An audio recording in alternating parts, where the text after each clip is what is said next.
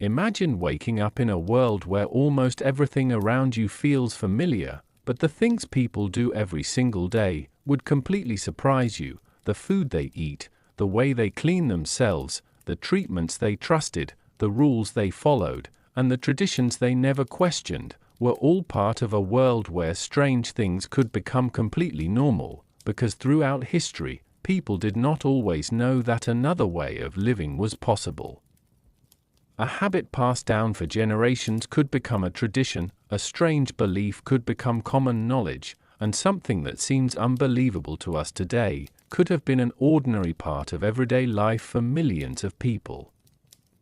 Tonight, we are stepping quietly into the forgotten corners of history, a world of ancient cities, medieval villages, royal courts, and ordinary homes where people lived by rules very different from our own. We will discover the strange things people accepted without hesitation, the uncomfortable habits hidden inside daily life, and the surprising reasons why these practices existed in the first place. Some of these stories may seem shocking, some may seem strange, and some may even make you wonder how humanity ever considered them normal. But behind every unusual tradition, there was a reason. Sometimes it was survival, sometimes it was fear, sometimes it was a belief that had existed for hundreds of years.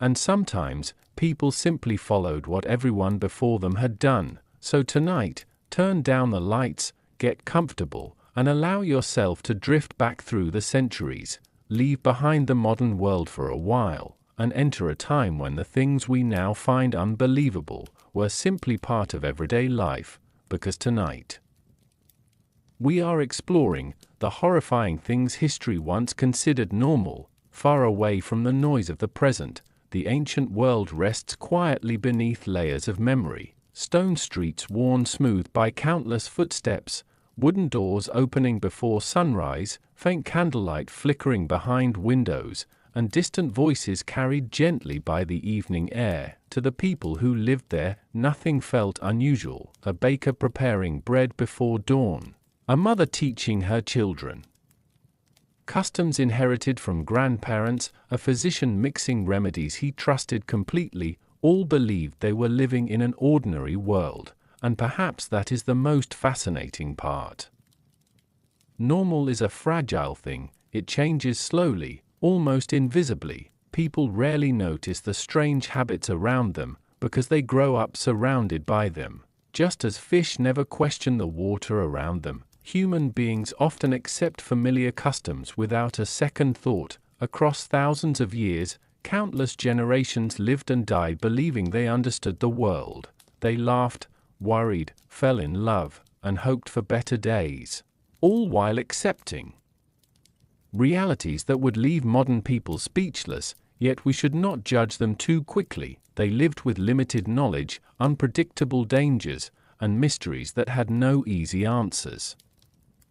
What seems strange now once offered comfort. What seems frightening today once promised safety, and many ordinary people simply trusted what their parents, their neighbors, and respected elders had always taught. As night settles over these forgotten centuries, a quiet question begins to emerge: if strange things once became normal, then perhaps normal itself has never been fixed. Perhaps every age carries its own blind spots, its own unquestioned beliefs, its own invisible habits, and somewhere inside those shadows, hidden behind familiar routines, lie stories waiting patiently to be remembered. Stories that begin with understanding why people accepted these unusual parts of everyday life, and that journey is only just beginning.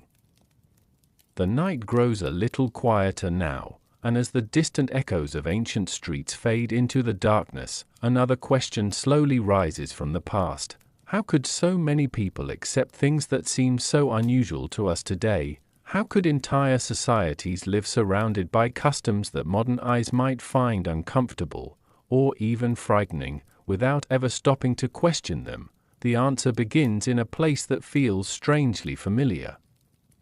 Because people, no matter the century, have always searched for certainty, long before libraries became common, before newspapers, before glowing screens brought endless information into our homes, knowledge traveled through stories.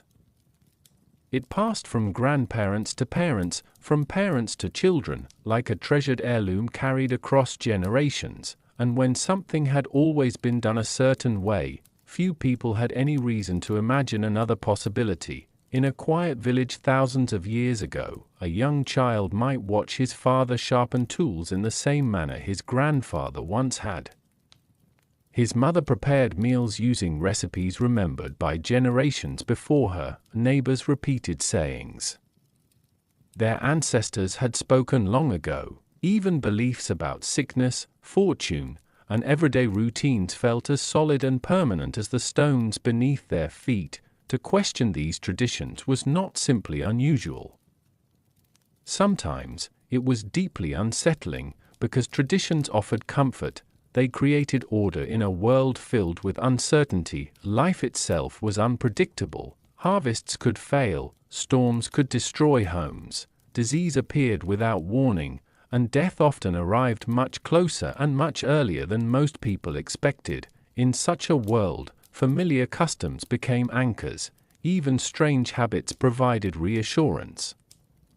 People believed they were following the wisdom of those who had survived before them, and survival, more than anything, earned respect. A practice did not need to make perfect sense. If generations had trusted it, that was often reason enough. The village healer trusted remedies taught by older healers. Farmers planted crops according to traditions shaped by memory. Families followed ceremonies that had existed so long that nobody remembered their beginnings. Over time, the reason behind many customs quietly disappeared.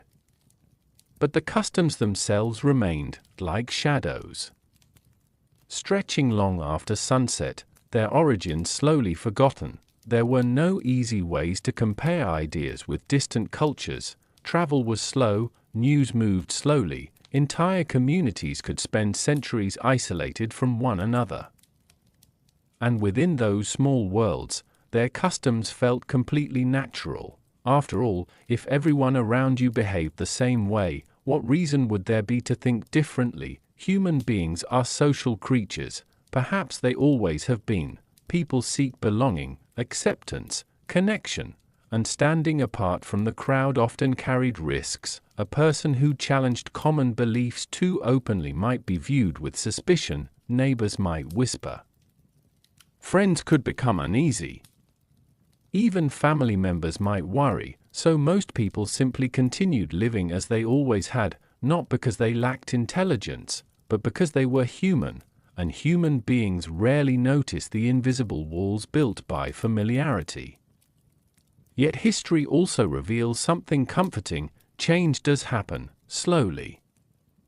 Almost imperceptibly, ideas evolve, new discoveries appear, old beliefs fade, and customs once considered ordinary eventually become strange memories. But the people who lived through those ages never knew they were standing inside history. They believed they were living in the present, just as we do now.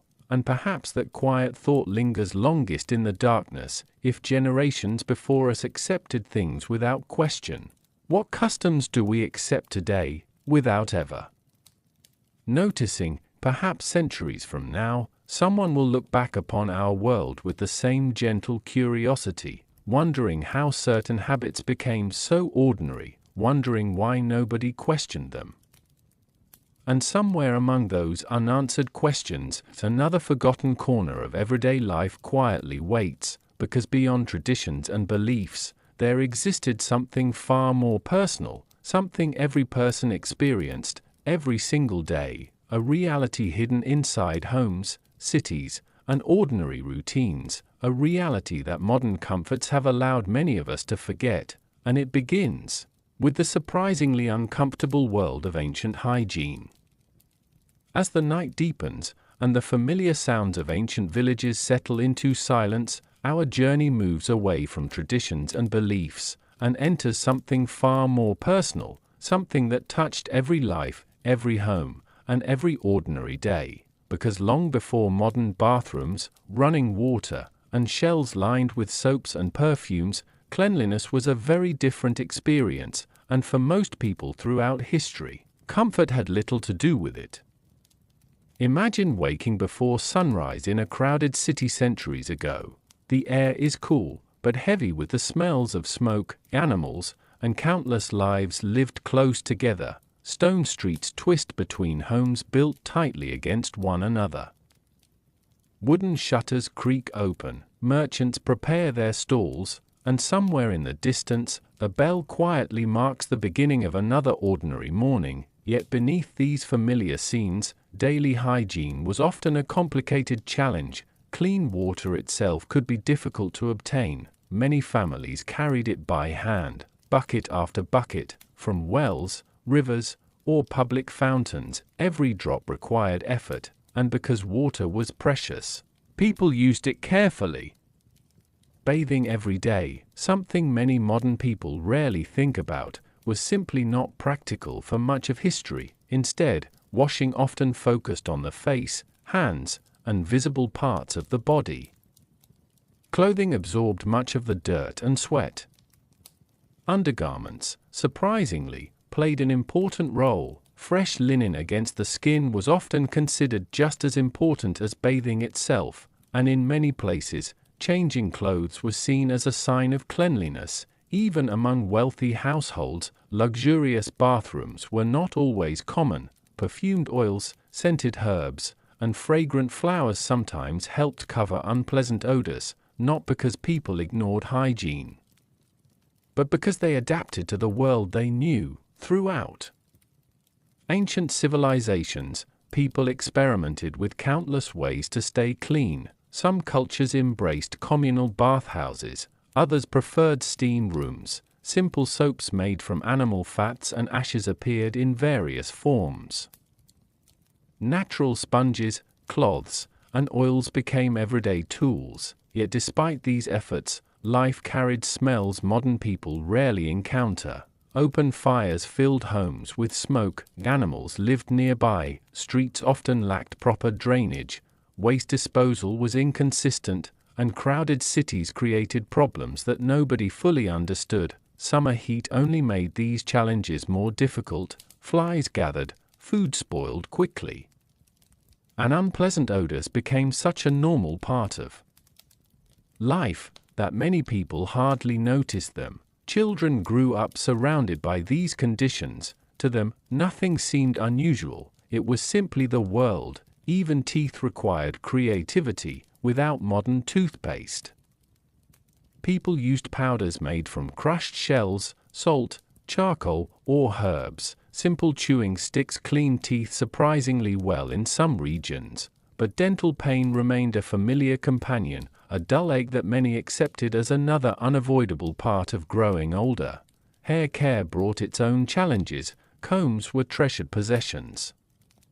People carefully removed lice, sometimes spending long evenings helping family members with patience and quiet conversation. It was not merely a necessity, it became part of daily life, part of human connection, and perhaps that is what makes the past feel so strangely familiar, because despite discomfort, despite limited knowledge, people still cared deeply about dignity. They wished to feel presentable, to smell pleasant, to appear respectable, not so different from us. They worked with what they had, they improvised, they adapted, and they found comfort where they could. Yet some solutions, especially among the wealthy and fashionable, would eventually become far stranger. For beauty, throughout history, has often demanded remarkable sacrifices. In grand palaces, busy marketplaces, and noble courts, people searched endlessly for ways to improve their appearance, and some of those methods, hidden behind elegance and admiration, would seem almost unbelievable today. As candlelight flickers softly against the walls of another passing century, our journey quietly continues, toward mirrors framed in gold, toward powders and perfumes, and toward a world where beauty itself sometimes carried secrets more unsettling than anyone realized, because beyond the simple struggle to remain clean, there awaited another curious chapter of ordinary life. one shaped by vanity, fashion, and the strange lengths people willingly embraced, and there, resting behind smiling faces and graceful appearances, the story grows even more fascinating. As the gentle echoes of daily life fade into the distance, and the warm glow of ancient homes slowly gives way to the elegance of palaces and courts, another part of the human story quietly emerges, because no matter the century, people have always looked into mirrors and wished to become just a little more beautiful. The desire itself was never strange, but the ways people pursued it sometimes were. In the ancient world, beauty was far more than appearance. It could symbolize wealth, respect, purity, or even divine favor, and because standards changed from place to place and century to century, what one generation admired, another might find unusual. Yet for those who lived through these times, these practices seemed entirely ordinary. In the soft light of dawn, inside noble households and modest homes alike, daily rituals unfolded with quiet devotion. Women sat before polished bronze mirrors, servants prepared oils and powders, small wooden boxes held treasured cosmetics, carefully protected and passed down through families. Some of the earliest beauty treatments came from nature itself. Fragrant herbs, flower, petals, olive oils, and crushed minerals became valuable tools of personal care. People experimented constantly, seeking smoother skin, brighter complexions, or hair that reflected the latest fashion. Ancient Egyptians lined their eyes with dark pigments, believing beauty and protection often went hand in hand. Romans favored perfumes so lavish that their scents filled banquet halls. Greek women used natural powders to create softer complexions. And throughout countless civilizations, beauty became intertwined with identity. But beneath this elegance, certain customs carried hidden dangers. Pale skin, for example, was admired in many societies. It suggested a life spent indoors, far removed from hard labor beneath the sun. To achieve this appearance, wealthy individuals sometimes applied powders containing substances they barely understood. Generation after generation repeated these practices, not knowing the quiet harm hidden beneath their cosmetics. Hair fashions changed constantly as well. Long flowing locks, elaborate curls, or carefully arranged styles became symbols of status. Some spent hours each day maintaining appearances. Others wore wigs crafted with remarkable skill. Among the upper classes, fashion could demand enormous patience, and patience itself became a sign of refinement. Perfumes held a special place in daily life. Tiny glass containers preserved precious scents made from roses, lavender, jasmine, and exotic spices carried across distant trade routes. A single fragrance could reveal wealth and influence, and in candlelit halls, soft aromas blended with music and conversation, creating memories that lingered long after the evening ended. Yet beauty sometimes asked for uncomfortable sacrifices: tight garments, heavy decorations, complex hairstyles requiring endless attention. What seemed graceful from a distance could demand remarkable effort behind closed doors. Still, people endured these inconveniences willingly, because beauty offered something powerful: hope, confidence, belonging, the quiet satisfaction of feeling admired. And perhaps that desire has never truly changed. Even today, people search for products and fashions promising transformation, different methods, different tools, but familiar dreams, because across centuries, human beings have always longed to present their best selves to the world. And while some ancient customs now seem mysterious, their hopes remain deeply recognizable. Behind every painted face, every bottle of perfume, and every carefully arranged hairstyle, stood ordinary people, people preparing for celebrations, meeting loved ones, attending gatherings, or simply wishing to feel beautiful in their own reflection. Yet appearances often concealed another reality, for while powders and perfumes offered comfort, the world of healing itself remained filled with uncertainty. Illness lingered like an unwelcome shadow, and when sickness arrived, people placed their trust in treatments that could be far more frightening than the diseases they hoped to cure. In quiet rooms lit by trembling candles, surrounded by herbs and strange instruments, another chapter of ordinary life awaited, a world where medicine carried mysteries of its own, and where hope sometimes walked hand in hand with fear as our journey through the centuries continues. The soft glow of vanity slowly fades, and somewhere beyond those grand mirrors and fragrant oils, a physician prepares remedies with complete confidence, never suspecting that future generations would one day look back in astonishment. As the perfumes of royal chambers slowly fade into memory, and the polished mirrors of the wealthy grow dark beneath the passing centuries, another world quietly reveals itself, a world filled with hope, fear, and desperate trust, because throughout most of human history, becoming sick meant entering a realm of uncertainty. There were no glowing hospital corridors, no antibiotics resting inside medicine cabinets, no machines quietly monitoring the rhythms of the body.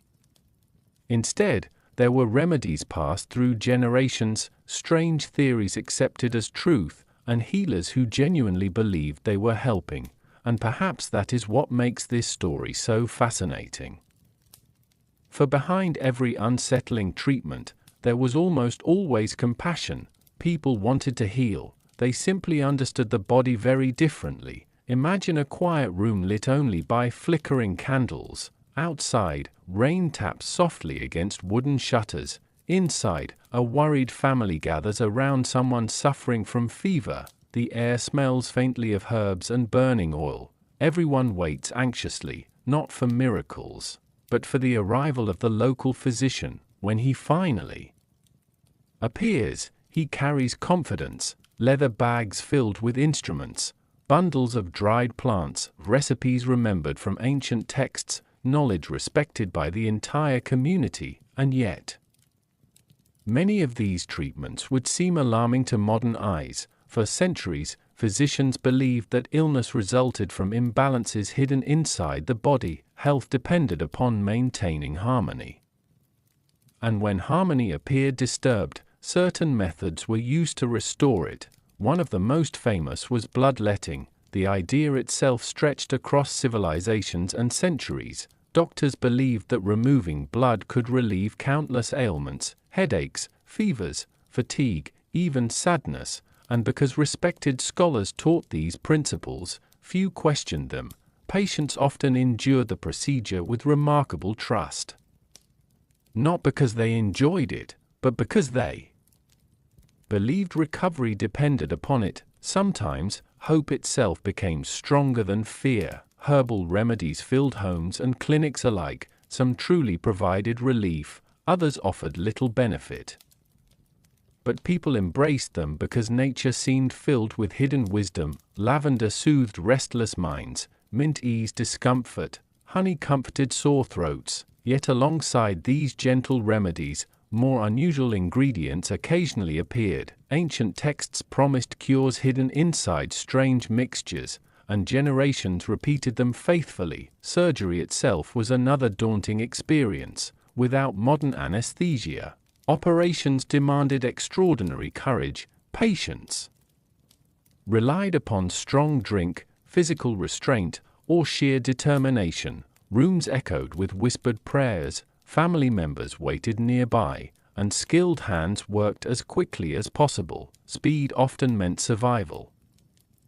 Pain, unfortunately, was considered unavoidable. To modern minds, such realities seem almost unimaginable, yet countless people faced them with quiet bravery because they had little choice.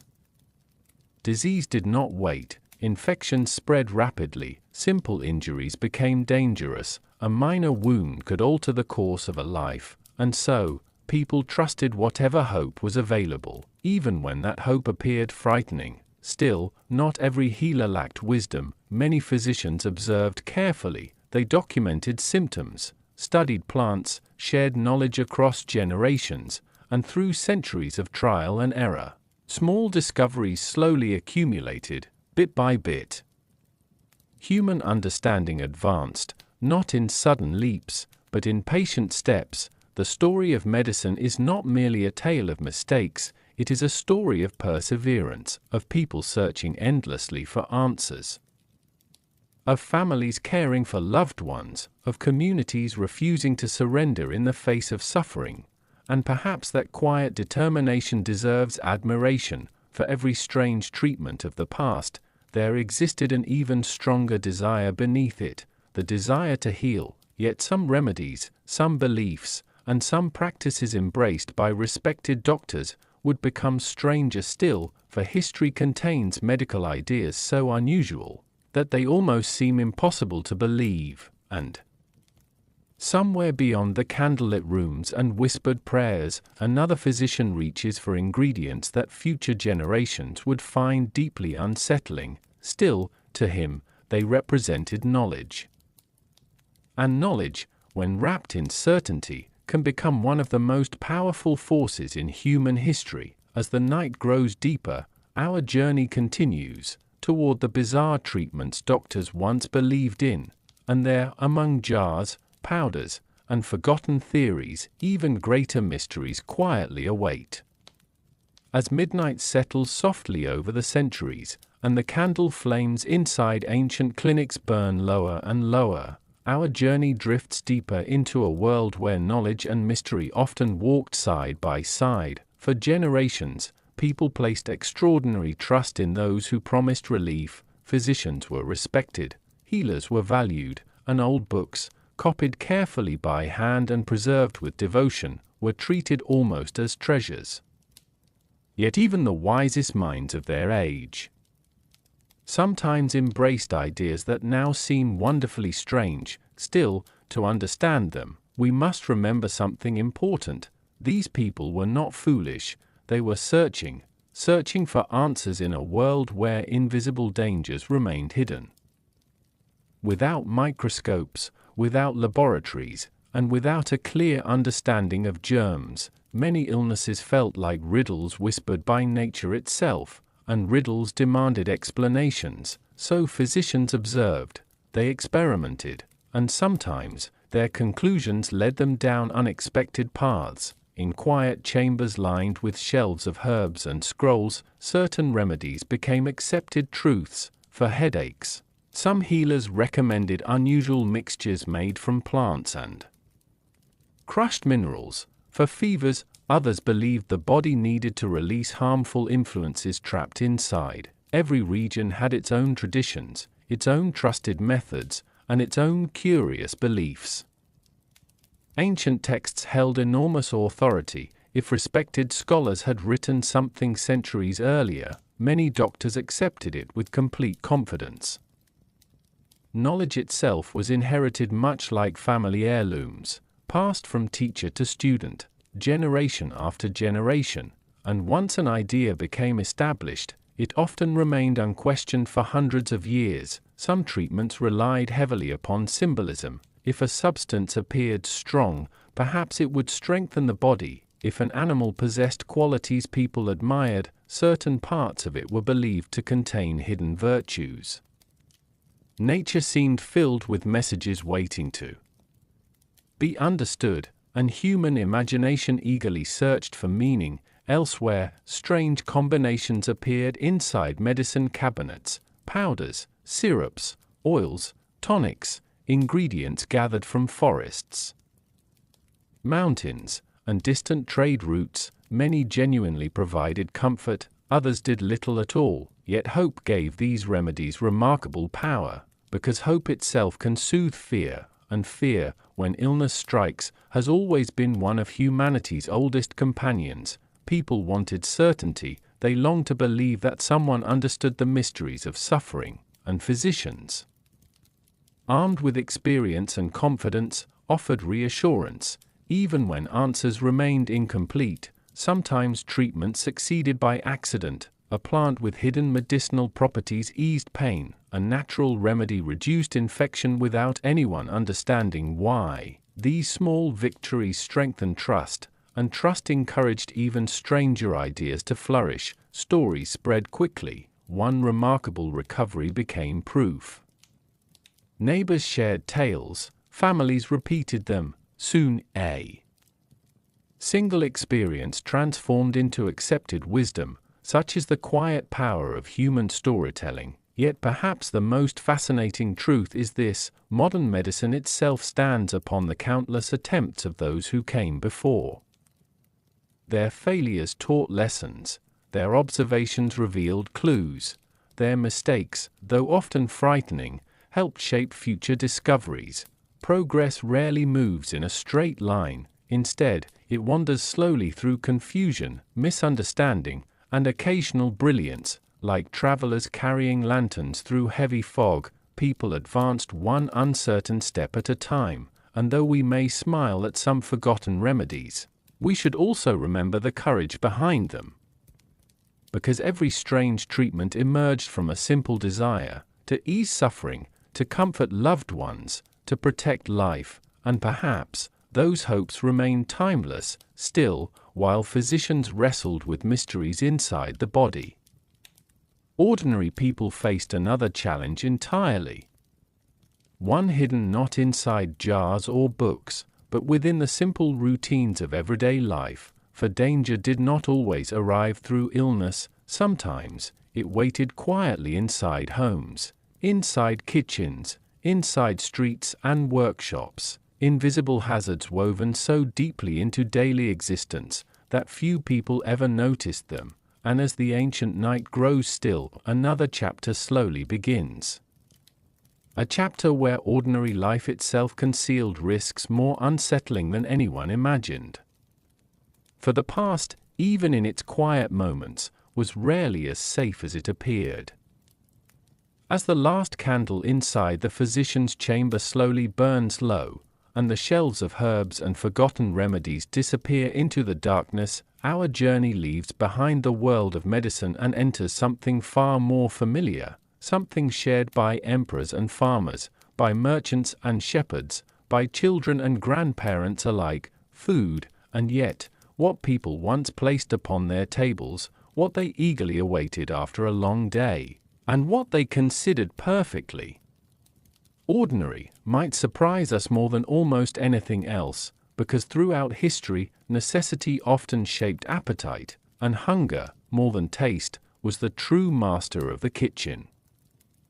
Imagine the soft glow of dawn breaking over a small village. Smoke rises from stone chimneys, roosters call in the distance, a woman kneads dough beside a fire while children slowly awaken beneath wool blankets. The smells drifting through the room are comforting: warm bread, boiled grains, simple herbs, nothing extravagant, but for most people, simple meals were blessings. Throughout much of history, food was unpredictable, harvests could fail, seasons changed.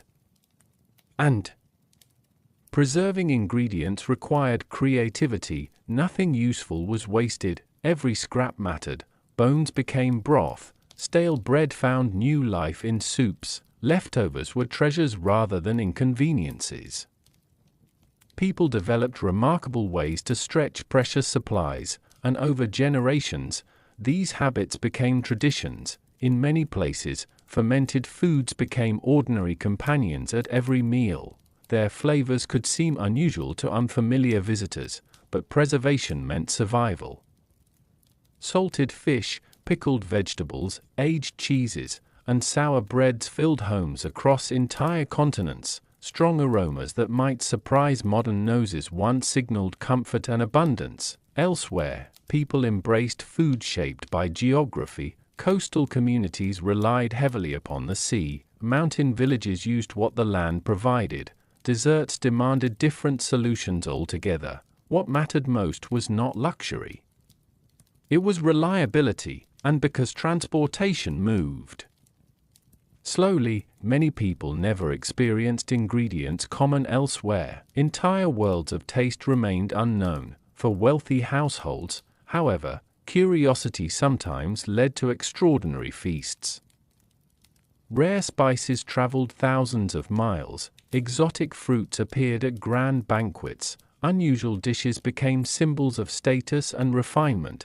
Guests marveled at flavors they had never imagined, and hosts took pride in displaying their prosperity through food. Yet even among the nobility, certain combinations that delighted ancient palates would seem strange to modern tastes. Sweet and savory flavors often mixed together. Heavy sauces concealed imperfections, strong seasonings reflected wealth itself, for spices were precious treasures, and displaying them demonstrated power. Dining customs also differed greatly. Hand served where forks had not yet become common. Communal bowls encouraged sharing. Families gathered closely around simple meals, and despite hardships, these moments often brought warmth and connection. Stories were exchanged, songs were remembered, children learned traditions passed down through generations. Meals nourished more than the body, they nourished belonging, and perhaps that feeling remains familiar, because beneath changing recipes and forgotten ingredients, human beings have always gathered together to eat, to celebrate, to grieve, to mark the passing of ordinary days. The foods themselves changed, but the emotions surrounding them remained timeless. Still, ancient kitchens concealed dangers few people fully understood. Storage methods were imperfect, cooking fires presented risks, water quality varied, and certain ingredients carried hidden threats no one recognized. What seemed ordinary, even comforting, sometimes carried consequences waiting quietly beneath the surface. Yet people accepted these realities without hesitation, because they knew no different, and because danger itself had become woven into everyday life. As the scent of bread and wood smoke slowly drifts away into the sleeping centuries, another chapter quietly approaches, one not centered on strange remedies or unusual meals, but on the invisible hazards hiding inside ordinary existence, hazards that surrounded people from sunrise until sunset, risks so common, so familiar, that most barely noticed them at all, and perhaps that is what makes the past feel so mysterious. Because sometimes the greatest dangers are the ones we learn to live beside, without ever seeing them. As the comforting scent of fresh bread slowly disappears into the night, and the ancient kitchens fall silent beneath the glow of dying embers, another truth quietly emerges from the shadows of history. For the people of the past, danger was rarely announced with warning. It did not always arrive as war or famine or great disasters remembered by history books. More often, it lived quietly beside them, hidden inside the routines of ordinary life. So familiar that most people scarcely thought about it. Imagine a peaceful morning in a bustling town centuries ago. Sunlight spills gently across narrow stone streets. Merchants arrange baskets outside their shops. Children chase one another through alleyways. A blacksmith's hammer rings softly in the distance. From afar, the scene feels calm, almost comforting. Yet beneath this ordinary beauty, countless unseen hazards quietly waited. The streets themselves could be dangerous. Without modern paving or drainage systems, mud and refuse gathered easily. After heavy rain, roads became slippery and unpredictable. Travelers walked carefully. Horse carts rattled over uneven ground, and a simple fall could lead to injuries far more serious than anyone expected. Inside homes, another invisible threat flickered constantly: fire. Nearly every aspect of daily life depended upon open flames. Candles illuminated the darkness, fireplaces provided warmth, cooking required glowing embers, but one careless moment, one forgotten spark, could transform a peaceful evening into tragedy. Entire neighborhoods built from wood stood vulnerable, and because organized firefighting barely existed in many places, people often relied upon neighbors and buckets of water. As night settled, many families drifted to sleep with quiet worries they rarely spoke aloud. Then there was the challenge of water itself. Rivers and wells sustained communities, but few understood contamination. Clear water looked safe, and appearances offered reassurance. yet hidden dangers often remained unseen.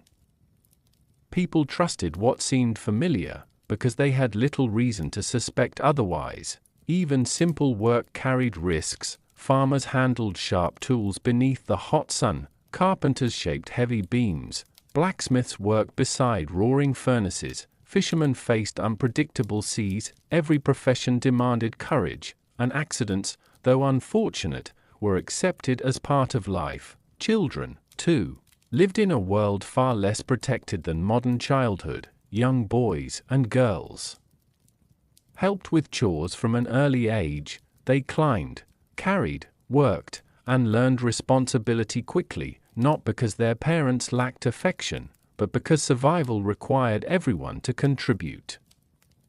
Life moved according to necessity. Animals shared close spaces with humans. Horses, chickens, dogs, and livestock all formed part of everyday existence.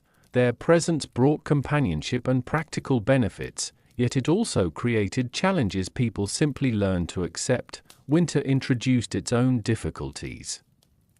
Cold winds entered homes through cracks in wooden walls, food supplies dwindled, illness spread easily, and darkness arrived early. Still, families gathered around hearth fires, telling stories, mending clothes, and finding comfort in one another's company. Perhaps that is the remarkable thing about our ancestors. They adapted, not because life was easy, but because they had no choice. Hardships became ordinary, risks became familiar. And what seems frightening to us often felt completely normal to them. Human beings possess an extraordinary ability to grow accustomed to almost anything, even danger, even uncertainty, even discomfort, yet beyond these physical risks.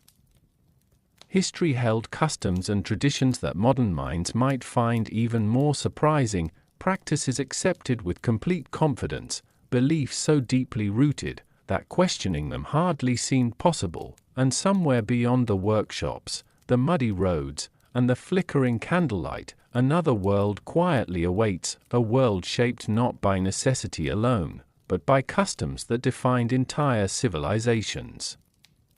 Customs that reveal just how differently people once understood life itself. As the ancient streets grow quiet beneath the stars, our journey continues toward traditions that would leave modern visitors utterly astonished, and hidden within those forgotten ways of living.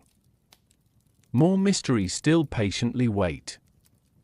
As the quiet streets of the ancient world fade beneath the moonlight, and the sounds of crackling hearth fires slowly drift into memory, our journey moves beyond the dangers hidden inside daily life, and into something even more curious, because every society carries customs, rules so deeply woven into ordinary existence, that few people stop to question them, and throughout history, many of these traditions seemed as natural as the changing seasons, yet to modern eyes, some would appear almost impossible to understand. Still, to the people who practiced them, these customs represented order, meaning, and belonging. Imagine arriving in a distant village thousands of years ago.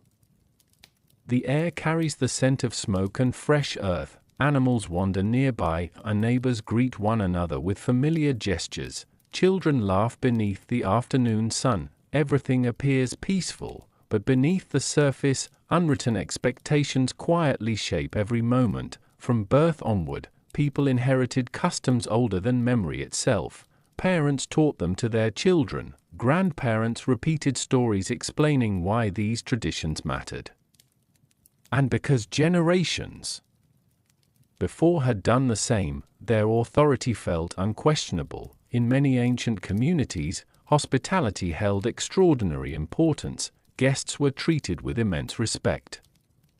Offering food and shelter to strangers was considered a sacred responsibility. Turning someone away could bring shame upon an entire household. Travelers often relied upon the kindness of people they had never met, and these acts of generosity created invisible bonds between communities. Yet other customs might seem far stranger today. Many societies attached great meaning to signs and omens, the flight of birds, unusual dreams, or unexpected natural events could influence important decisions. People searched constantly for messages hidden within the world around them, not because they were irrational, but because uncertainty filled every corner of life, and when answers were scarce, symbols offered comfort.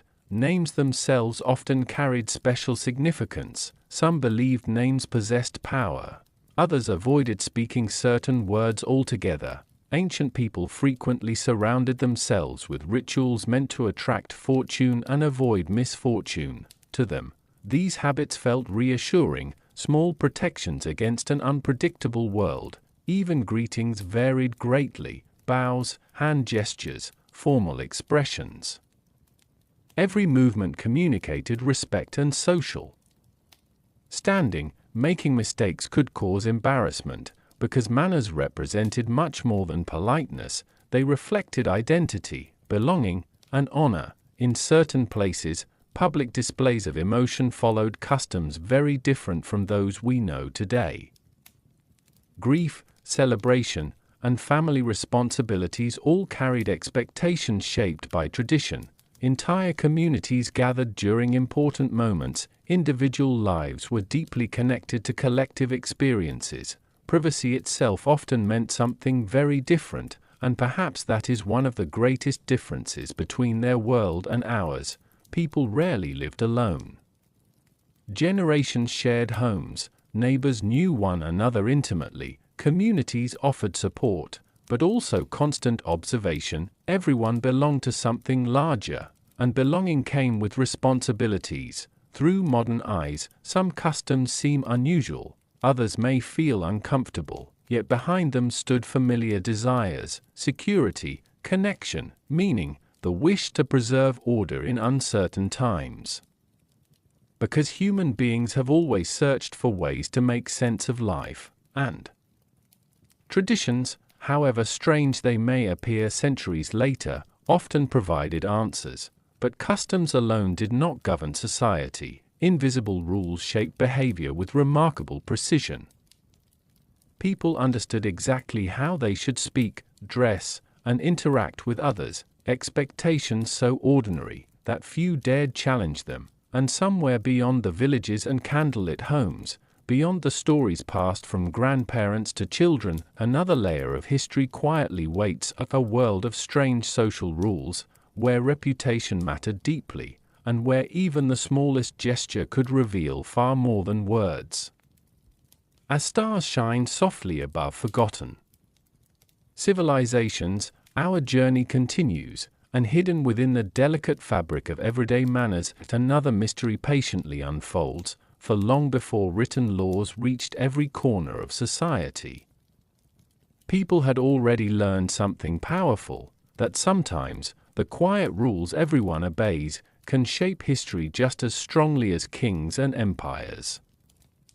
As the gentle warmth of ancient villages fades into distant memory, and the quiet rituals of greetings and traditions dissolve into the night sky, our journey moves deeper into something less visible, yet far more powerful, because beneath every civilization, beneath every empire, every marketplace, every home, there existed an invisible structure, not made of stone, not written in books, but felt in every interaction between people, the rules of behavior. And in the ancient world, these rules shaped nearly everything. Imagine walking through a busy settlement at sunrise. The air is cool, soft light touches the tops of clay roofs and stone pathways. People move with purpose. Some carry goods, some gather water, others prepare for work. At first glance, everything feels natural, almost peaceful, but every glance, every gesture, every word exchanged follows an unspoken code. In many ancient societies, how you stood, how you greeted someone, even how long you held eye contact, it carried meaning. Respect was not just spoken, it was performed: a slight bow of the head, a careful distance between bodies, a deliberate choice of words, all of it signaled understanding of one's place within the community, because society was not just about individuals, It was about balance, and balance required awareness. In homes, children learned these rules early.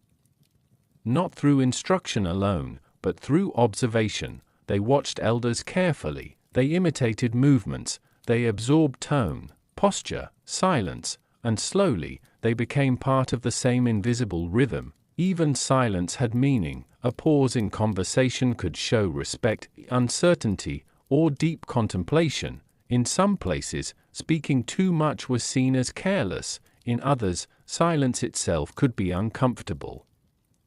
So people learned to navigate this delicate space carefully. In marketplaces, behavior became even more important. A seller's tone could influence trust, a buyer's expression could signal interest or doubt. Negotiations were not just about goods. They were about reading human intention and understanding it without clear explanation. Among the upper classes, social behavior became even more structured. Formal gatherings followed strict etiquette, seating arrangements reflected status. Even the order of speaking could matter. Mistakes were not always forgiven easily, because reputation traveled quickly in close-knit societies, and reputation was everything.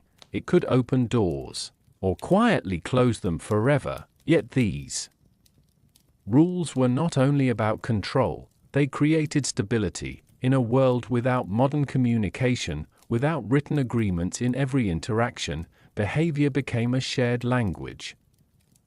A way to maintain order, to reduce conflict, to make daily life predictable. Even gestures held layered meaning: a raised hand, a lowered gaze, a carefully chosen greeting. Each action carried centuries of tradition behind it, and though the rules differed from place to place, the purpose remained similar: to keep society functioning, to maintain harmony between individuals who depended on one another for survival. Still, to modern eyes, some of these expectations might feel rigid, even overwhelming, yet for those who lived within them, they were simply reality, not questioned, not analyzed, just lived. Over time, these behavioral codes shaped identity itself. People did not just follow society.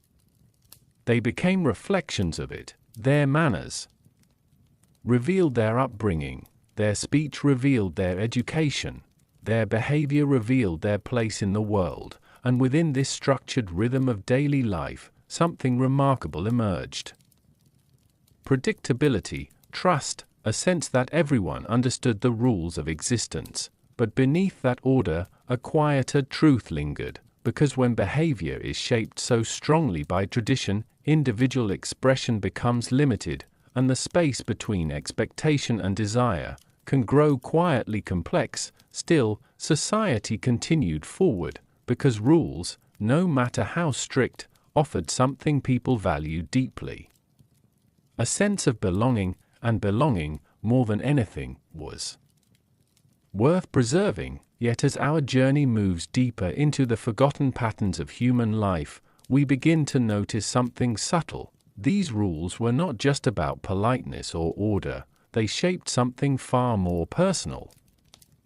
The way people formed bonds, the way they chose partners, the way families were created and maintained across generations. And hidden within these quiet expectations, another chapter of history begins to unfold, one where tradition enters the most intimate parts of human life, and where customs surrounding love, marriage, and family reveal just how differently people once understood connection.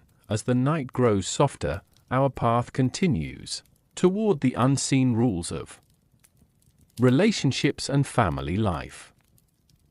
As the quiet language of social behavior slowly fades into the distance, and the invisible rules of greetings and gestures dissolve beneath the stars, our journey now enters something more intimate, a space where history becomes deeply personal, because beyond markets and manners, beyond etiquette and reputation, there was another layer of life that shaped every civilization: family. And within family life, marriage stood at the center of almost everything. In the ancient world, marriage was rarely seen only as a romantic choice. It was a structure, a bond between families, a way to preserve stability, property, and future generations, and because of this, customs surrounding marriage could vary greatly across time and place, yet to those who lived within them, they were simply part of life. Imagine a quiet village at dusk.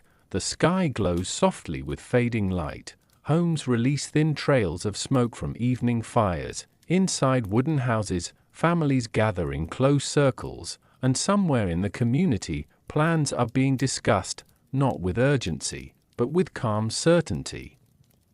Because in many ancient societies, marriage arrangements often involved entire families, not just two individuals. Parents and elders played a guiding role. They considered alliances, shared responsibilities, and long-term stability to modern eyes. This may feel distant, but for them, it was practical, a way to ensure survival in uncertain times. Across different civilizations, marriage customs took many forms. In some places, ceremonies were simple and quiet, held within homes or small gatherings. In others, they were elaborate events lasting several days. Music, food, rituals, and symbolic gestures filled the atmosphere. Yet beneath the celebration, there was always meaning. Marriage marked transition, a shift from one stage of life to another, from childhood dependence to adult responsibility. Family structures themselves were often large and interconnected. Multiple generations lived under one roof. Grandparents, parents, children, and sometimes extended relatives, all sharing space and duties. Life was collective, private space was rare, but companionship was constant. Children grew up surrounded by many voices, learning not only from parents, but from an entire network of elders and siblings. In such environments, identity was shaped slowly, through observation, through participation, through shared experience. Marriage also served as a bridge between communities. Families formed alliances that helped ensure cooperation, trade, protection, and mutual support. These connections strengthened survival in unpredictable times, yet emotional bonds still existed. People formed attachments, shared hopes, experienced joy and sorrow within their relationships. Human connection has always been complex, no matter the century. Still, some traditions surrounding marriage would seem unusual today. Customs that reflected local beliefs, ancient symbolism, and deeply rooted expectations. In certain cultures, ceremonies included rituals meant to bring prosperity or good fortune. In others, specific actions were believed to ensure harmony between families, and in many places, roles within marriage were clearly defined. Responsibilities were understood rather than discussed, but even within structure, life continued quietly. Meals were shared, children were raised, stories were told beside evening fires, and through it all, families endured, not because life was easy, but because connection provided strength. Over time, these traditions slowly changed, societies evolved, ideas shifted, new possibilities appeared, and what once felt unquestionable began to transform. Yet echoes of those early customs still remain, hidden beneath modern practices, reminding us that even today, family is shaped by centuries of inherited meaning. As night deepens once again, our journey moves gently forward. Because beyond family structures and ancient bonds, another layer of human experience awaits, a place where emotion and tradition blend even further, where joy, sorrow, and meaning were not only personal, but shared with entire communities. And there, within the quieter rhythms of life, a new kind of ancient world begins to emerge, one where entertainment itself reveals how differently people once understood happiness. As the quiet warmth of family life slowly fades into memory, and the soft glow of hearth fires disappears beneath the passing centuries, our journey now moves into something different, something that has always existed in every civilization: the need to be entertained, to escape, to gather, to feel alive beyond the repetition of daily survival. And yet, in the ancient world, Entertainment often carried meanings far deeper than simple amusement, because when life itself was uncertain, when danger and hardship lingered close to everyday existence, moments of joy were rare, and therefore deeply valued. Imagine a large open space in an ancient city at midday. Stone steps rise in sweeping curves, crowds gather slowly, filling every corner with movement and sound. The air is heavy with anticipation. People arrive from distant villages, traveling long distances just to witness what is about to unfold. At first glance, it feels like celebration. Drums echo in the distance, voices rise and fall like waves. The atmosphere is alive, but beneath that excitement, there is something more complex. Entertainment in many ancient societies was not always gentle. It was powerful, raw, and often closely tied to social order. In some civilizations, public events were used to bring communities together. They created shared experiences, moments where people forgot their daily struggles and simply existed in the same space. At the same time, music played a central role. Flutes, drums, strings, simple instruments carried through open air, blending into the rhythm of human voices. Dances told stories, stories of harvest, of seasons, of gods and heroes. But beyond music and celebration, there were also forms of entertainment that reflected the harshness of the world itself, because ancient audiences were accustomed to survival, to conflict, to uncertainty, and sometimes their entertainment reflected that reality. Public spectacles became a way to display strength, endurance, and social order. Large gatherings could last for hours, even days. Crowds watched closely, reacted together, shared collective emotion that felt almost like a living force. Yet for those participating, these events were often deeply serious. Lives and reputations could be shaped in a single moment. Elsewhere, storytellers held great importance. In villages and towns, a single voice could hold the attention of dozens gathered under evening skies. Stories passed through generations, carrying history, myth, and moral lessons. These performances were not just entertainment, they were education, memory, and identity. Even children learned through tales spoken aloud beside firelight. Heroes, warnings, lessons wrapped in narrative form. But entertainment was not always public. In quieter homes, families created their own moments of joy, games, simple instruments, shared storytelling, laughter that softened the weight of daily life. These private gatherings offered balance, a contrast to the harsher realities outside. Still, it is important to remember that entertainment in ancient times was deeply connected to society's structure. It reflected beliefs, values, and expectations. What was celebrated, what was admired, and what was feared, all appeared in some form within public life. And while some traditions now feel distant, others reveal something timeless: the human desire to gather, to witness, to feel part of something larger than oneself. Over time, many forms of ancient entertainment changed. Some disappeared entirely.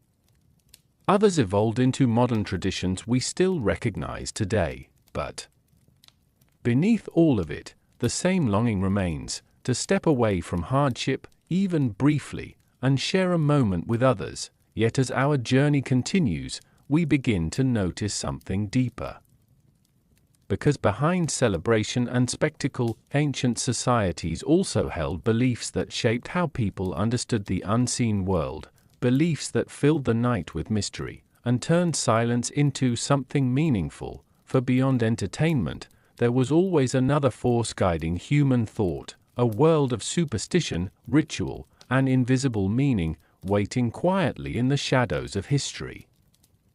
As the echoes of ancient entertainment fade into the quiet night, and the distant sounds of crowds dissolve into memory, our journey now slips deeper into a world shaped not only by customs, but by belief itself. Because in the medieval age, the line between the visible and the invisible world often felt thin, so thin that many believed unseen forces were always close, watching, listening, influencing the smallest details of everyday life, in villages and towns scattered. Across vast landscapes, life moved slowly. The days were shaped by weather, by harvests, by uncertain fortunes that seemed beyond human control, and when control is limited, the human mind searches for meaning, for explanations, for patterns hidden within chaos. Imagine a small medieval village at dusk. Fog drifts between wooden houses, lanterns glow softly in windows, a church bell rings in the distance, its sound fading into rolling hills. People gather indoors as night approaches, not only for warmth, but for safety, because darkness carried mystery, and mystery often invited imagination. Many believed the world was filled with signs. Every event, no matter how small, could carry meaning. A sudden storm, a broken object, an unusual dream, all were carefully observed, interpreted, discussed. In this world, superstition was not separate from daily life, it was woven into it. People carried small charms or symbols for protection, not because they doubted reality, but because it helped them feel anchored in it. Familiar rituals offered comfort in uncertain times. Certain herbs were believed to ward off misfortune. Certain gestures were performed before important tasks. Certain days were considered more favorable than others. These beliefs shaped decisions in quiet but powerful ways. Even farming followed patterns influenced by tradition and celestial observation. Planting, harvesting, travel, all were guided by cycles that blended observation and belief. In many homes, objects held emotional significance beyond their physical form. A worn necklace, a carved wooden symbol, a handwritten prayer. These items were not merely possessions, they were connections to protection, memory, and hope. Illness, too, was often understood through a spiritual lens. When sickness appeared, people searched for meaning beyond the physical body. Was it imbalance? Was it fate? Was it something unseen? Healers, priests, and wise elders all offered interpretations, and communities accepted them with trust. Because certainty was rare, dreams were especially powerful in medieval thought. A dream could be a warning, a message, or a reflection of something deeper.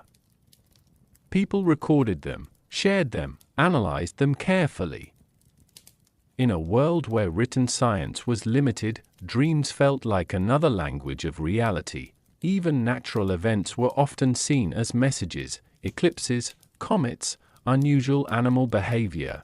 Each could inspire fear or hope, depending on interpretation. Yet beneath all these beliefs, there was something deeply human, a desire to understand the unknown, to feel safe in a world that often felt unpredictable, and to believe that life had hidden structure, even when answers were unclear. But not all medieval beliefs were harmless interpretations. Some grew into fears. Stories passed from person to person, changing slightly each time, until imagination and reality became difficult to separate.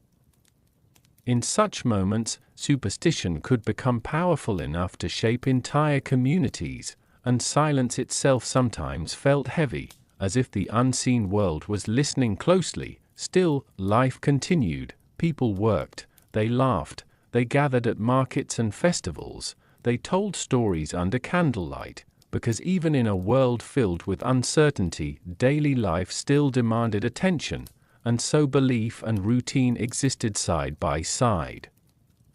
Invisible forces imagined, and visible tasks completed. But as our journey moves forward, we begin to see how these beliefs were only one part of a much larger reality, because beyond superstition and symbolism, there was the everyday struggle of life before modern comfort. A world where even simple tasks required effort, creativity, and endurance, and in that quieter struggle, another side of history slowly emerges, one where survival itself shaped every waking moment. As the quiet world of medieval beliefs slowly fades into mist, and lantern light disappears behind rolling hills of memory, our journey drifts even further into the past, away from superstition, away from interpretation, and into something far more physical, the daily struggle of living itself, because before modern comfort existed, life was not measured by convenience, it was measured by effort. Every small action required time, energy, and patience. Imagine the first light of dawn touching a small settlement. The sky is pale and still, mist rests on rooftops and fields. Inside wooden homes, families begin to wake slowly, not to alarms, not to schedules, but to necessity. Fire must be rekindled, water must be collected, food must be prepared from whatever was available. There is no waiting for ease, only the steady rhythm of survival. Heat is one of the most basic needs, and yet in the past, warmth was never guaranteed. Fireplaces had to be maintained carefully, wood had to be gathered, stored, protected from damp weather. A single cold night could become uncomfortable, even dangerous. Lighting itself was precious. Before electricity, darkness arrived early and completely. Rooms filled with shadows, corners disappeared into black silence. Candles and oil lamps became trusted companions, their glow small but deeply important. Water, something so simple today, required daily effort. Families often walked long distances to wells or rivers. Buckets were carried carefully back home, each drop mattered, and every spill was noticed. Even washing clothes was a task of endurance. Cloth was scrubbed by hand, beaten against stone, rinsed repeatedly in cold water, then left to dry under open skies. It was exhausting work. Yet it was simply part of life. Food preparation followed a similar rhythm. Without refrigeration, ingredients were used quickly, preserved with salt, drying, or fermentation. Meals were simple, but meaningful: bread, grains, seasonal vegetables, occasional meat when available. Nothing wasted, everything valued. Travel was another challenge entirely. Journeys that take hours today could take days or weeks. Roads were uneven, weather unpredictable, rest was uncertain, and yet people traveled constantly, for trade, for family, for survival. Inside homes, there were no soft switches or instant controls. Heat had to be managed manually, light adjusted by hand. Every comfort required attention. Even sleeping arrangements were different. Beds were often shared among family members. Mattresses were filled with straw or simple materials. Warmth came from bodies close together, not from machines. Clothing too carried a different meaning. Garments were repaired repeatedly, mended, adjusted, passed down through generations. Nothing was easily replaced, and because of this, people developed a deep respect for objects, for time, for durability. Life moved at a slower pace, but it was never idle. Every moment had purpose. Every task had weight. Yet within this demanding rhythm, people still found time for laughter, for conversation, for quiet evenings around firelight, because even without comfort, human beings still sought connection, still sought meaning, still sought moments of peace. And perhaps that is what defines this era most clearly, not the lack of comfort, but the strength required to live without it. Still, as we move deeper into the past, we begin to notice something even more striking, because beyond physical hardship, there were entire worlds of belief and tradition shaping how people understood existence itself, rules not written in books alone, but lived through generations.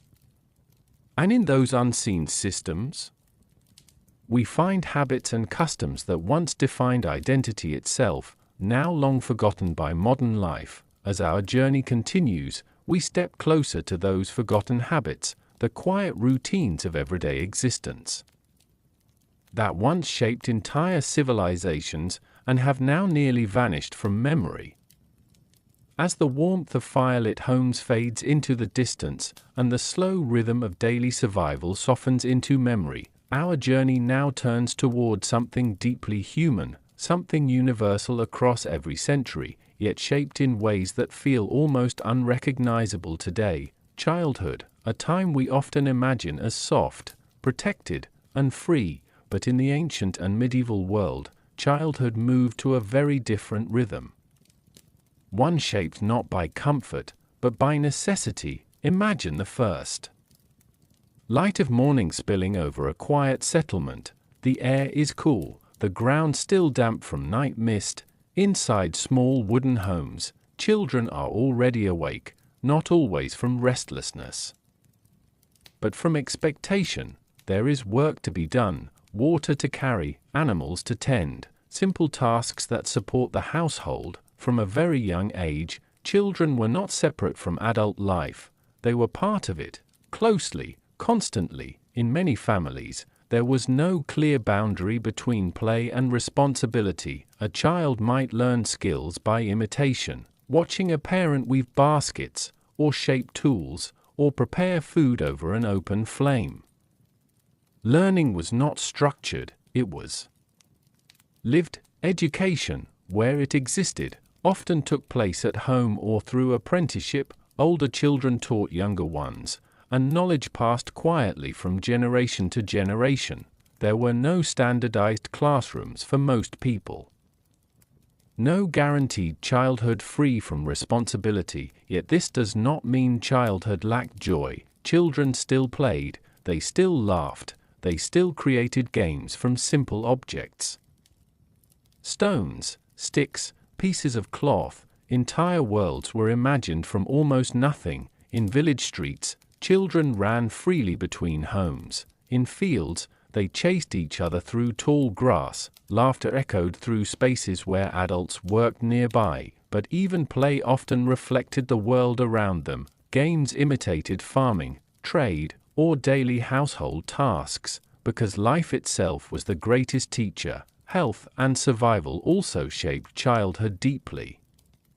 Medical knowledge was limited, illness was common, families remained attentive to even small changes in a child's condition. Every fever carried concern, every injury required care and hope, and because life expectancy was shorter in many periods of history, children grew up quickly, not emotionally alone, but practically. They learned responsibility early. They understood consequences earlier still. Clothing for children was simple and durable, often handmade, often shared among siblings. Warmth and practicality mattered more than appearance. Shoes, if worn, were built for function rather than comfort. Even in wealthy families, childhood was rarely defined by excess. But there were moments of tenderness, evenings spent beside firelight, stories told by elders, songs passed softly through generations. These small moments created emotional anchors, memories that stayed with children as they grew. Religion and tradition also played an important role in shaping childhood. Rituals marked growth, birth, naming, coming of age. Each stage carried meaning within the community. Children were seen as part of a larger continuation of family and society, not isolated individuals, but threads in a longer story. Yet despite the hardships, children adapted remarkably. They learned resilience not through instruction, but through experience, and within that resilience, there was still innocence, still imagination, still wonder. A child watching rain fall over fields, a child listening to stories beneath stars, a child discovering joy in small, fleeting moments. These experiences, though simple, were deeply human, and perhaps that is what connects them most closely to children today, because even across centuries, the heart of childhood has never completely changed, only its surroundings have. As our journey continues deeper into the past, we begin to see how even something as expressive as clothing once carried meaning far beyond style. Fashion itself became a language, one that spoke of identity, status, and belonging, and in that world of fabric and form, another layer of history quietly unfolds. As the quiet memories of childhood fade into the warm glow of evening fires, and the soft voices of ancient families drift into silence, our journey now turns toward something that has always been close to human identity, clothing. But in the ancient world, fashion was never just about appearance. It was language, a silent way of speaking without words, a reflection of status, culture, and belonging woven directly into fabric. Imagine standing in a bustling ancient street at midday. Sunlight reflects off pale stone walls, merchants call out softly from shaded stalls, and people pass by in layered garments that tell quiet stories about who they are, at first glance. The clothing may seem simple, but every fold, every color, every material carries meaning. In many civilizations, fabric was precious, cloth required time to produce, fibers had to be harvested, spun, woven, dyed using natural materials gathered from distant lands. Because of this, clothing often represented effort as much as style. In some societies, long flowing garments signaled status. Not because they were merely decorative, but because they required more material, more care, and more maintenance. In others, color itself carried importance. Certain dyes were rare, difficult to produce, and therefore reserved for specific groups within society.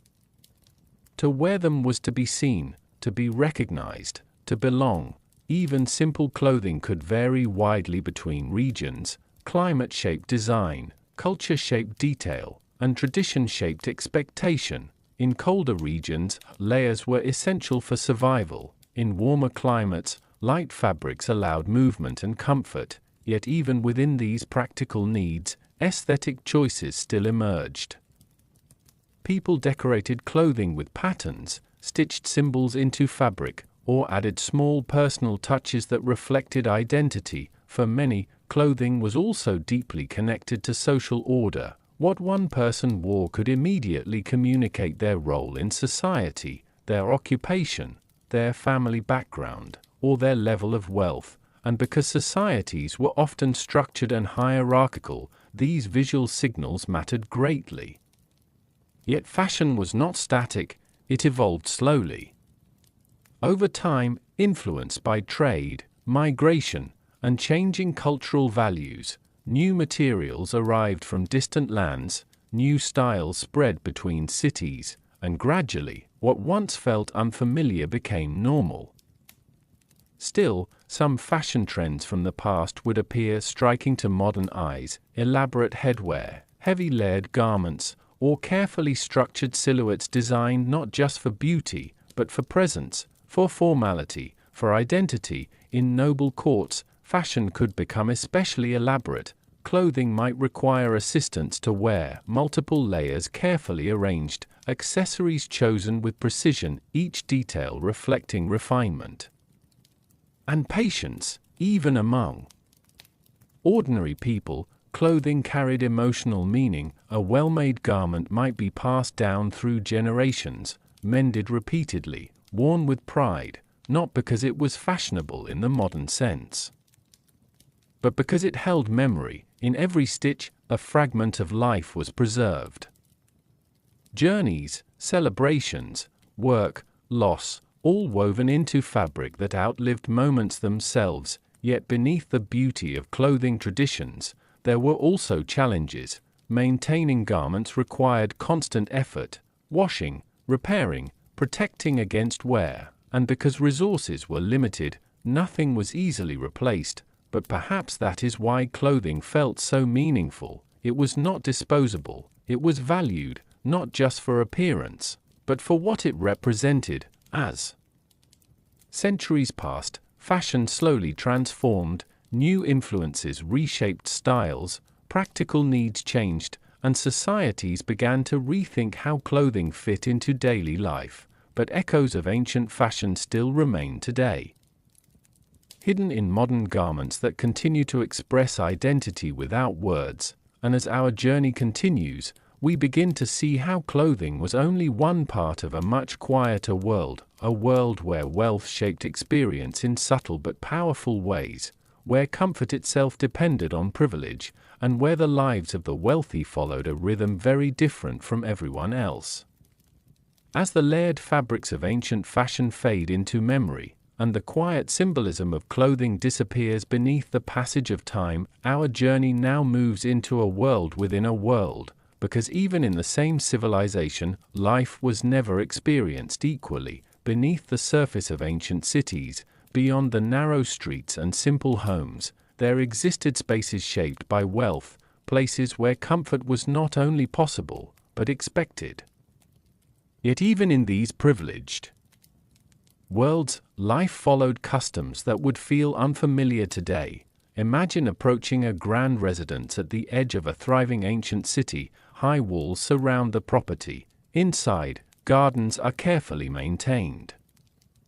Water flows through carved stone channels, and silence feels different here, as if even the air has been shaped by intention. Wealth in the ancient world was not only about possessions, it was about environment, control over space, control over time, and control over daily experience. The wealthy often lived surrounded by carefully organized households. Servants managed tasks that required hours of labor elsewhere: food preparation, cleaning, maintenance. Everything moved in a steady rhythm designed to preserve ease. Yet this ease came with its own structure. Routines were highly organized. Days were divided into predictable patterns. Even leisure followed tradition. Morning hours might begin with quiet reflection, followed by social visits. Then meals shared in carefully arranged settings. In many wealthy homes, architecture itself reflected status. Walls were decorated with art, floors were designed with intricate patterns, light was filtered through open courtyards, creating calm, controlled spaces away from the noise of the outside world. Gardens played a special role. They were not only decorative, but symbolic, a reflection of harmony, order, and prosperity. Plants were chosen carefully, water features added movement and sound, and shaded paths offered quiet places for thought. Food among the wealthy was often more varied than in ordinary households. Spices traveled from distant lands, ingredients unfamiliar to most people appeared on banquet tables. Meals became social events, not just moments of nourishment, but displays of hospitality and status. Yet even here, tradition remained important. Certain customs dictated how guests were received, how meals were served, and how conversations unfolded. Respect and etiquette were essential. Wealth also shaped education and knowledge. Books and scrolls were more accessible. Philosophy and learning were valued pursuits.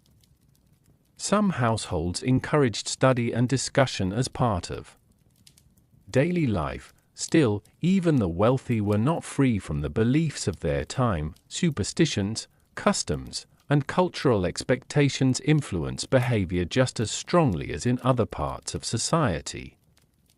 Health practices differed as well. With greater access to resources, wealthy individuals often sought more refined treatments.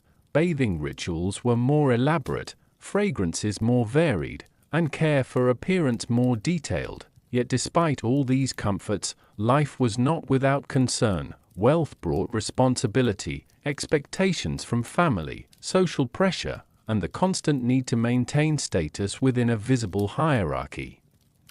Reputation remained fragile, carefully maintained, and easily influenced by rumor or perception.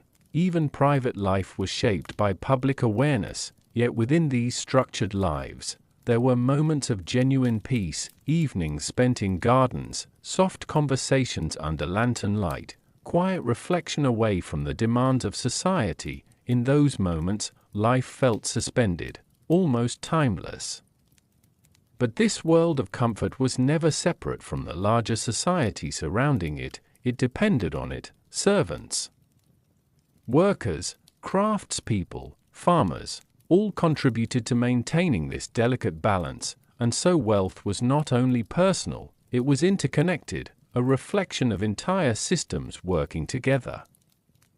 As time moved forward, these structures slowly changed, empires shifted, economies evolved, and ideas about comfort and status transformed. Yet the memory of these lives remains, a reminder that even in the same era, human experience could vary dramatically, and as our journey continues, we now turn toward what society eventually left behind: habits, practices, and ways of living that slowly disappeared as the world transformed. Because history is not only about what was created, but also about what was forgotten.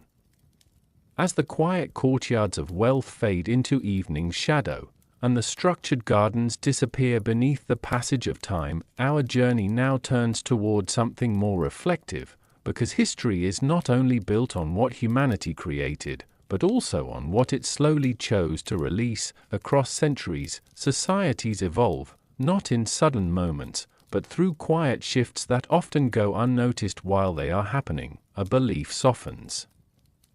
A habit fades, a practice once considered essential becomes optional, and then eventually forgotten. Imagine standing in an ancient city during a time of transition. The streets still look familiar: stone paths, wooden doors, markets filled with everyday movement, but something subtle has changed. People speak differently about old customs. Younger generations question what their elders once accepted without hesitation, and slowly, a transformation begins. Many traditions that once shaped daily life begin to lose their place. Some disappear because they are no longer needed. Others fade as new knowledge replaces old understanding. And some simply fall out of rhythm with a changing world. One by one, they slip into memory. In earlier times, certain ways of living were tied closely to survival: methods of healing, styles of work, social expectations, even daily routines that once felt permanent. But as societies grow, so does understanding. New ideas travel further, communication improves, and what once felt absolute begins to feel flexible. This change is never comfortable. It happens quietly beneath the surface of everyday life. People continue their routines, often unaware that history is shifting around them, but over generations, the difference becomes visible. Older customs are remembered, but no longer practiced. New habits replace them naturally, not always because they are better, but because they fit a changing world. Some forgotten practices were simple, others were complex. Some were practical solutions for older conditions that no longer exist. And some were deeply tied to beliefs that slowly lost influence. What remains interesting is not only what was left behind, but how naturally it happened. Few moments of sudden rejection, mostly a gentle replacement, like tides slowly reshaping a shoreline. Even objects tell this story. Tools once essential become museum pieces. Clothing styles once widespread become historical references. Ways of speaking, greetings, rituals, all gradually shift until they feel distant, and yet, traces remain everywhere. In language, in architecture, in tradition, small echoes of older worlds still live within modern life, even when their origins are forgotten. This is how societies evolve. Not by erasing the past, but by layering new experiences over it. Still, there is something quietly emotional about what disappears, because every forgotten habit once carried meaning. It shaped how people understood their world.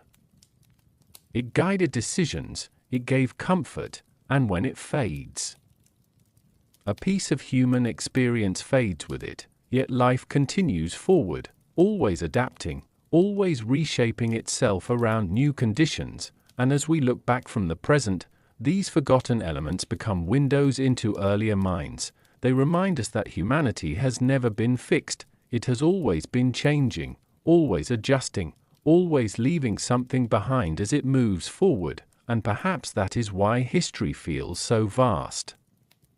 Because it is not only the story of what survived, but also the silent story of what did not. As our journey continues, we begin to see the full pattern more clearly. Civilizations rise and shift, ideas evolve, and entire ways of life gradually transform into memory. But the most fascinating part is still ahead, because once society begins to change, the pace of transformation accelerates, and soon life itself begins to look very different from everything that came before. As the forgotten objects of earlier times rest in silence, and the echoes of disappearing customs fade into distant memory, our journey reaches a turning point, because history does not change all at once. It shifts slowly, quietly, almost invisibly at first, until one day, life no longer feels the same as it once did. Imagine standing at the edge of a changing world. The same streets still exist, the same rivers still flow, the same sun still rises over the land, but something beneath it all has begun to move. In earlier generations, life followed patterns that felt unchanging. People lived close to tradition. They repeated the same methods. They relied on inherited knowledge. But gradually, new influences began to spread. Travel became more common. Trade expanded. Ideas moved between distant places more easily than before. And with each exchange, something subtle shifted. New tools appeared in everyday life. New methods of working and building slowly replaced older techniques, and what once felt permanent began to feel adaptable. In homes, small changes accumulated over time, different materials, improved designs, more efficient ways of completing daily tasks. At first, these changes felt minor, almost unimportant, but over generations, they reshaped entire lifestyles. Even the way people thought began to evolve. Questions that were once rarely asked became natural to consider: why things were done a certain way, whether they could be done differently, what might improve daily life. Knowledge grew not only through tradition, but through observation and experience, and slowly, this changed how people understood the world. Some old practices remained for a long time, especially those tied to identity or belief, but even those began to shift as new understanding spread.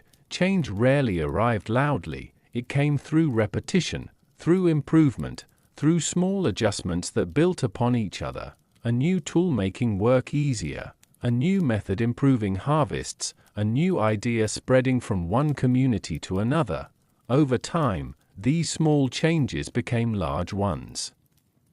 And life that once seemed familiar began to feel transformed. Yet even as things changed, people still lived their daily lives. They worked, they gathered, they raised families, they celebrated seasons and milestones. From their perspective, they were not living through transformation, they were simply continuing life as it always had been. It is only from distance, from the perspective of time, that the scale of change becomes visible, and when we look back, we see how deeply those gradual shifts shaped the world we know today, not through sudden revolution alone, but through continuous evolution, layer upon layer, generation after generation. Each one slightly different from the last, and in that slow unfolding, modern life quietly took shape. Comforts that once did not exist became ordinary, ideas that once seemed unfamiliar became common sense, and ways of living that once defined entire civilizations slowly receded into history.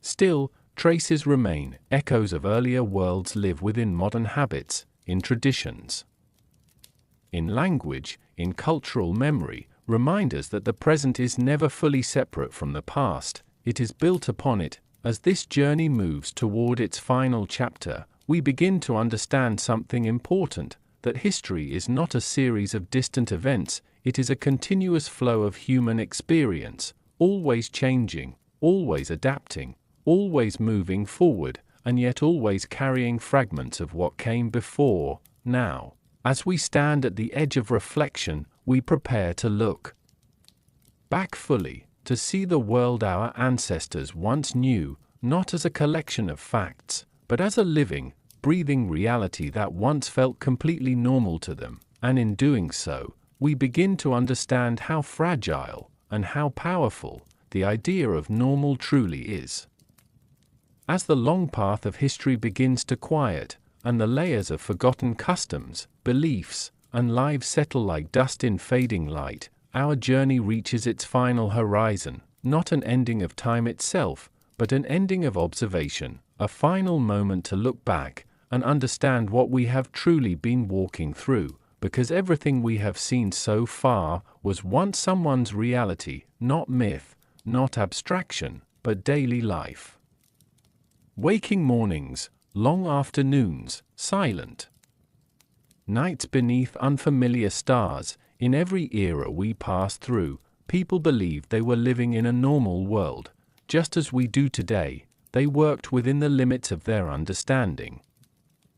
They built meaning from what they knew, they adapted to hardship, and found comfort in routines that shaped their days. What feels strange now was once ordinary. What feels distant was once immediate and real, and this is the quiet truth history always reveals. Normal is never fixed, it is always inherited, always shaped, always changing. When we look back across ancient cities, medieval villages, royal courts, and quiet rural homes, we do not just see strange customs or forgotten habits, we see human beings trying to live meaningful lives in uncertain conditions.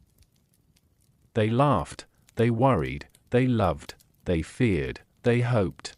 Just as we do, the details changed, but the emotions remained the same, and perhaps that is what makes history so deeply unsettling, and so deeply comforting at the same time, because the distance between then and now is not as wide as it first appears. Only context separates us, knowledge, technology, experience. If we had been born in those worlds, we would have accepted them too. Just as completely, just as naturally, and in the same way, future generations will one day look back at us, observing our habits, our comforts, our uncertainties, and wondering how we ever lived the way we do now. This cycle continues endlessly, each generation standing at the edge of its own certainty, believing its version of life is stable, only for time to reveal something different. So as we return from this long journey, we are left with a quiet realization: history is not a museum of strange behaviors, it is a mirror, reflecting how adaptable humanity truly is, how easily we accept the world around us, and how deeply we shape it without always noticing the horrifying things history once considered normal were not signs of a different species of human, they were simply expressions of a different moment in time, a different understanding, a different world. And now, as silence returns once more, we leave these ancient scenes behind, but they do not leave us completely. They linger, in thought, in imagination, in perspective, because once you have seen how different normal can be, you can never fully return to seeing your own world in the same way. And perhaps that is the final lesson of this journey. That time does not only move forward, it also changes how we see everything it leaves behind. So as this story gently comes to rest, we are left with one final question drifting in the quiet dark: what parts of our world will one day feel just as strange to those who come after us? And somewhere in that silence, history continues to breathe, waiting for the next chapter to be discovered.